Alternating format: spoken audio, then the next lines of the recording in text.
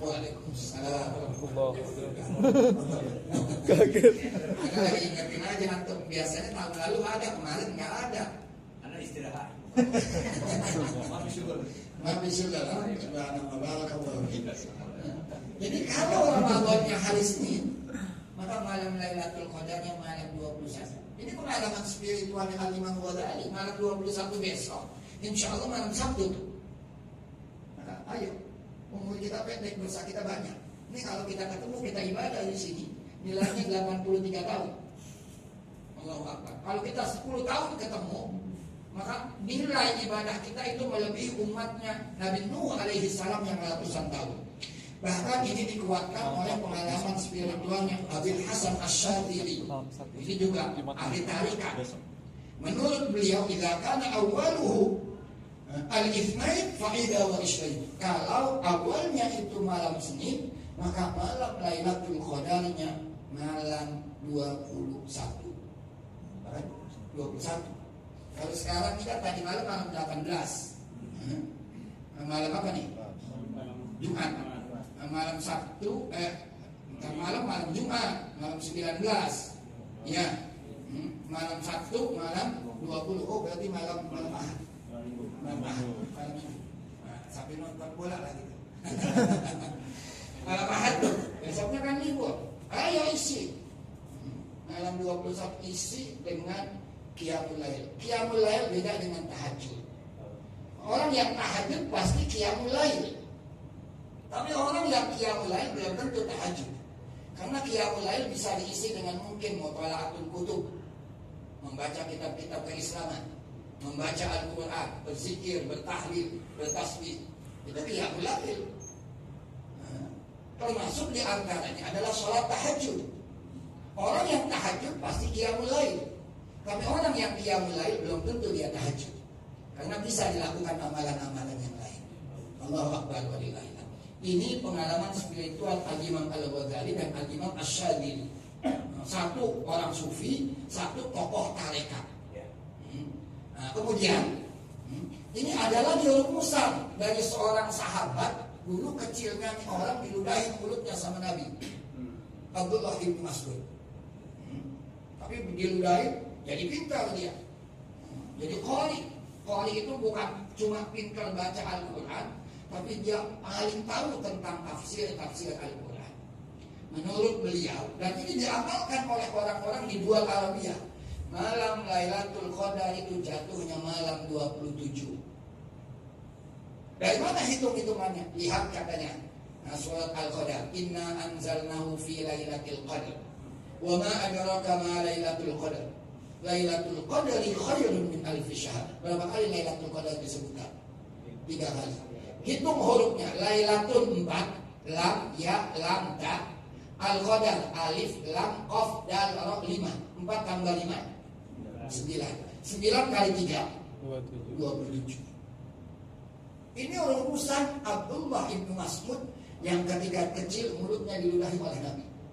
Maka kalau di dua Arabia, di negara-negara Arab, kalau malam 27 terawih bareng, sahur bareng di masjid, iktikaf bareng di masjid.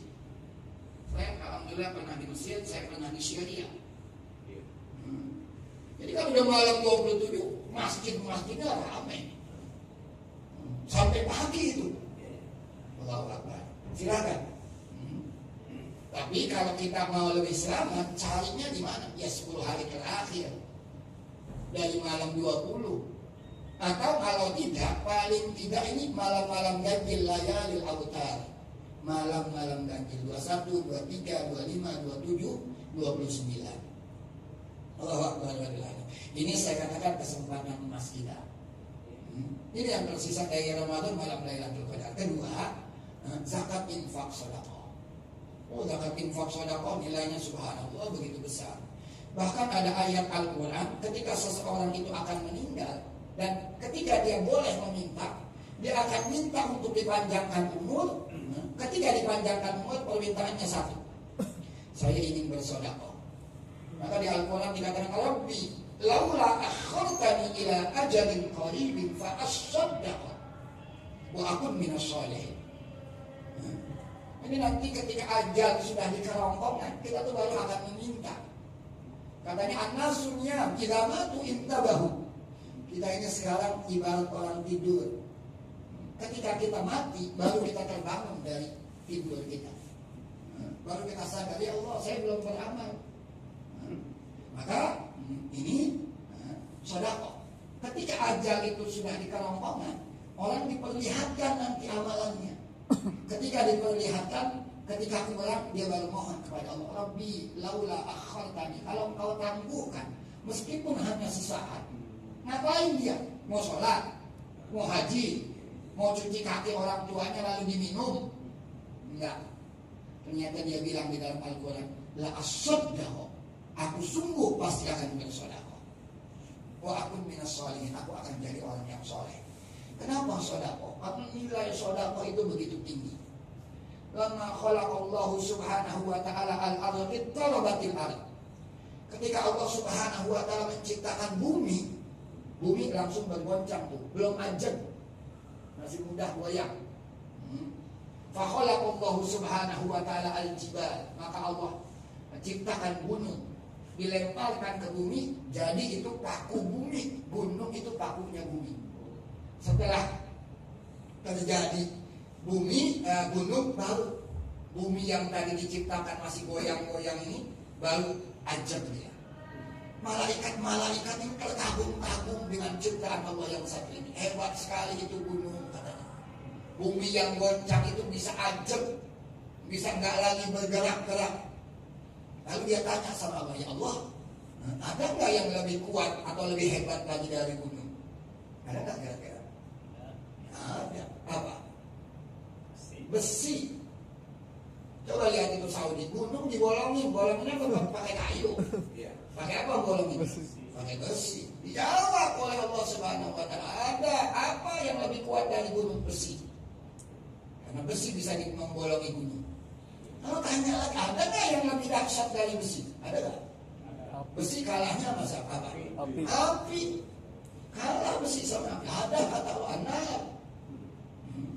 Tanya lagi, ada nggak yang lebih hebat dari api? Ada. Apa? Air. Sehebat apapun api, kalau sudah air datang, mati. Ada nggak yang lebih hebat lagi dari air? Ada. Angin. Karena air itu bisa disetir oleh angin. Wah, bisa disetir oleh angin. Tapi ditanya lagi, ada nggak yang lebih hebat dari angin?